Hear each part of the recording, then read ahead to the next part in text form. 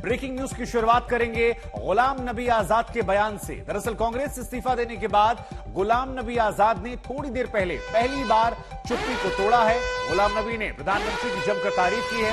आजाद ने कहा कि उन्हें किसी पद का कोई लालच नहीं है। इंदिरा के जमाने में स्टार कैंपेनर थे। गुलाम नबी आजाद का कहना है घर छोड़ने को मजबूर किया गया है और जो आज उन पर आरोप लगा रहे हैं वो दरअसल चापलूस लोग हैं। वो चापलूस जो आला कमान की चापलूसी करते हैं, चापलूसी करने वाले ही हम पर आरोप लगा रहे हैं। कुल मिलाकर गुलाम नबी आजाद ने पहली बार चुप्पी तोड़ी है। तमाम सवालों के जवाब जो हैं वो मीडिया को दिए हैं और ये कहा कि मोदी के नाम पर बहाना बना रही है कांग्रेस। गुलाम नबी आजाद ने कई और बड़ी बातें कही हैं, वो बातें भी हम आपको सुनवाएंगे, लेकिन जो बड़ी बातें उनके इस पहले प्रेस कॉन्फ्रेंस या कहेंगे पहली पत्रकार सम्मेलन में रही वो ये कि प्रधानमंत्री की तारीफ की है और दूसरा उन्होंने कहा कि मुझे पार्टी छोड़ने को मजबूर किया गया, अब चापलूस मुझ पर कटाक्ष कर रहे हैं। आपने मोदी साहब की एक स्पीच देखी और अगर किसी को इतना अनपढ़ और जाहिल है कि उस स्पीच की कंटेंट्स पढ़े, जो स्पीच मोदी साहब ने की, उसने मेरे लिए नहीं लोया कि गुलाम नबी जाएगा हाउस से तो मेरा खाना हजम नहीं होगा। उसने एक घटना के बारे में बात की। शुक्र करिए मैं मोदी साहब को समझता था बड़ा क्रूड आदमी है, शादी नहीं की है, बच्चे नहीं है, बीवी है, तो इसको कोई परवाह नहीं होगा, लेकिन कम से कम इंसानियत तो उसने दिखाई। जब मैं चीफ मिनिस्टर था कश्मीर में और गुजरात की टूरिस्ट बस पे गाड़ी के अंदर, नॉर्मली गाड़ी के बाहर लगता है ग्रेनेड, शीशा खुला था तो ग्रेनेड गाड़ी के अंदर बस्ट हुआ तो लोग ऑन स्पॉट मर गए। किसी टांग नहीं थी, किसी की यहाँ नहीं थी, जख्मी हो गए। तो जब सीएम का गुजरात का फोन आया तो आई वॉज क्राइंग, रो नहीं रहा था, क्राइंग जोर जोर से, तो मैं रो रहा था। तो मोदी साहब ने फोन मेरे ऑफिस वालों ने कान में दिया तो मैंने कहा भाई मैं बात नहीं कर सकता हूँ, तो उन्होंने आवाज मेरे रोने की सुनी।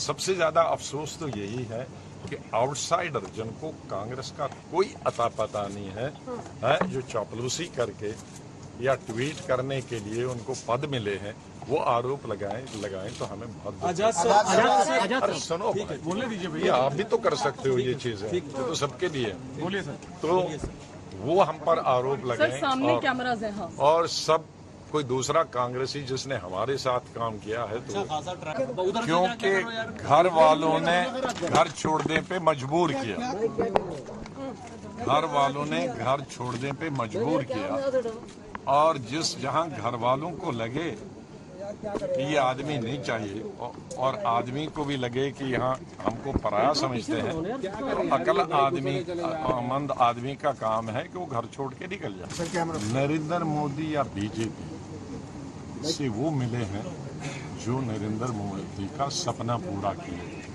मैं नहीं, मुझे क्यों? पूरे हाउस में, लोकसभा में, पूरी दुनिया के सामने स्पीच करने के बाद उनसे गले मिलते हैं और कहते हैं हमें कुछ नहीं है तुम्हारे मुतालिक, हमारा दिल साफ है। वो मिले हैं कि मैं मिला हूँ है?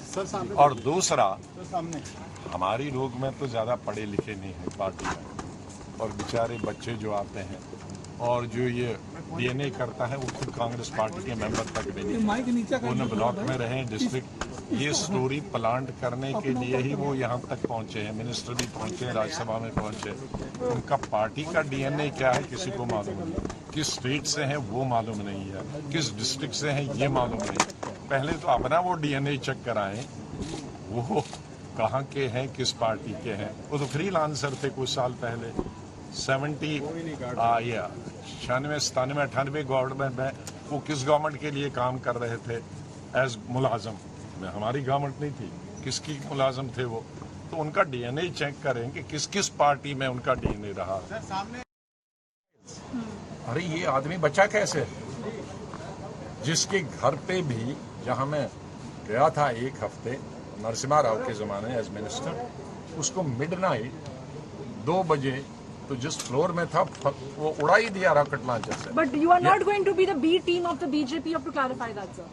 How many times? This is propaganda of Congress group. सवाल पूछा गया क्या बीजेपी की बी टीम तो नहीं बनने वाले, तो उन्होंने कहा यह प्रोपेगेंडा है जिसे फैलाया जा रहा है कांग्रेस से कुछ नेताओं के द्वारा।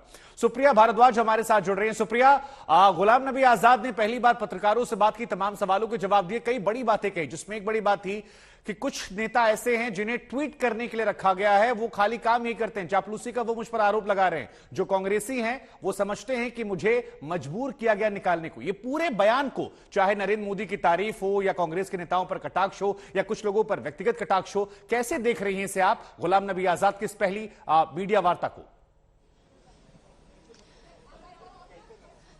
देखिए, जहां तक गुलाम नबी आजाद साहब का सवाल है, जो रिश्ता टूटा है कांग्रेस के साथ तो बहुत लंबा सफर रहा था, और क्योंकि जो डिवोर्स है वो एमिएबल नहीं था, इसलिए कटुरता बहुत ज्यादा है। उन्होंने साफ कह दिया, जब हमने उनसे पूछा कि आपने चिट्ठी लिखी काफी तीखी थी, तो उन्होंने कहा कि it is the tip of the iceberg. ये भी साफ कर दिया कि अलग पार्टी बनाएंगे, बीजेपी की बी टीम नहीं। उन्होंने कह दिया कि मैं नहीं हूं, मैं अलग जो लेवल पे पार्टी बनाऊंगा। बहुत सारे लोग हैं, नेशनल लेवल पे पार्टी का भी उन्होंने कुछ नहीं कहा है। उन्होंने कहा कि जम्मू कश्मीर में ही कॉन्सेंट्रेट अभी किया जाएगा। जहां तक कांग्रेस पार्टी का सवाल है, जब कपिल सिब्बल गए थे तो बहुत ही एमिएबल सेपरेशन था, कांग्रेस की तरफ से हमले नहीं हुए थे, कपिल सिब्बल की तरफ से हमला नहीं हुआ था। लेकिन आज जब आजाद गए तो उन्होंने 5 पन्ने की चिट्ठी लिखी, और G23 का अगर कहा जाए तो वो एक तरीके से नेतृत्व कर रहे थे, हेड कर रहे थे। उन्होंने काफी डिटेलिंग करी कि कैसे मीटिंग्स हुई थी। इसके साथ साथ जब उनसे पूछा गया कि आपने सिर्फ राहुल गांधी को टारगेट क्यों किया, तो उन्होंने कहा जो नेता होता है इसी को तो टारगेट किया जाता है। तो कांग्रेस पार्टी के साथ आज जो है वो लगता है कि वो रूबिकॉन क्रॉस हो गया, कहा जाए पॉइंट ऑफ नो रिटर्न है। क्योंकि आज जब आजाद साहब बाहर निकल के आए और उन्होंने जो एक तरह से हमला बोला है, वो कांग्रेस पार्टी के शीर्ष नेतृत्व से ज्यादा जो है वो जो सेकंड लाइन ऑफ लीडरशिप अब पार्टी के अंदर आ रही है उस पर बोला है। और अब देखना होगा कि आगे कांग्रेस पार्टी किस तरह जवाब देती है। कि कांग्रेस पार्टी ने जब चिट्ठी आई थी 5 पन्नों की, तो बहुत ताबड़तोड़ हमला जो है गुलाम नबी आजाद पर रैंक से लेकर फाइल तक सब लोगों ने बोला था। उन्होंने कहा कि जिस समय पार्टी एकजुट होकर इन्हीं के जो एडवांटेज, जो इनके ही पॉइंट्स दिए गए हैं उनको फॉलो कर रहे हैं, उदयपुर चिंतन शिविर के अंदर जो पॉइंट्स दिए गए थे उन्हीं को फॉलो कर रही है, तो उसके ऊपर किस तरीके से जो है अब ये यूटर्न ले रहे हैं और जमीन पे उतर के क्यों नहीं लड़ रहे हैं, उसके ऊपर भी गुलाम नबी आजाद ने क्लियर कहा कि हम लोग वहां पे मौजूद थे, लेकिन जितने सजेशंस दिए गए उसको जो है पार्टी ने उस तरीके से नहीं लिया जैसे हम चाहते थे कि इन टोटो जो है वो लिया जाए। तो बात चली है तो दूर तक जाएगी। तो जैसे उन्होंने कहा कि टिप ऑफ द आइसबर्ग है, कांग्रेस पार्टी की बारी है कि वो किस तरह से रिप्लाई करते हैं। सुप्रिया, आप लगातार नजर बनाए रखिए, क्योंकि कांग्रेस वर्सेस एक्स कांग्रेस का विवाद जो है बढ़ता जा रहा है। कम से कम शब्दों के जरिए एक दूसरे पर तीखे वार किए जा रहे हैं।